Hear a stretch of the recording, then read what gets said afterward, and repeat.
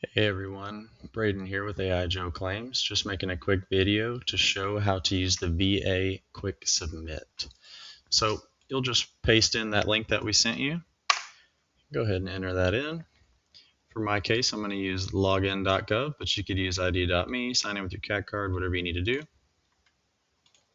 Go ahead and accept that. Going to autofill my password just like it always does. And for my personal use, I'm going to use the text message code. Of course, I'll punch in the number that they sent me to my phone.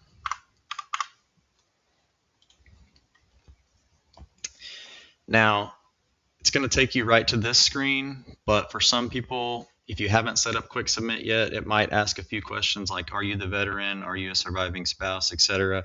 Just answer those, and at the end of it, it will bring you to this section here.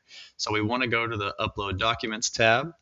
Once we're here, you can easily click here to find the files on your computer, or if you already have it in front of you, like I do here, you can just drag it over to this section, drop it. It's immediately uploaded in here. You hit submit and you're good to go.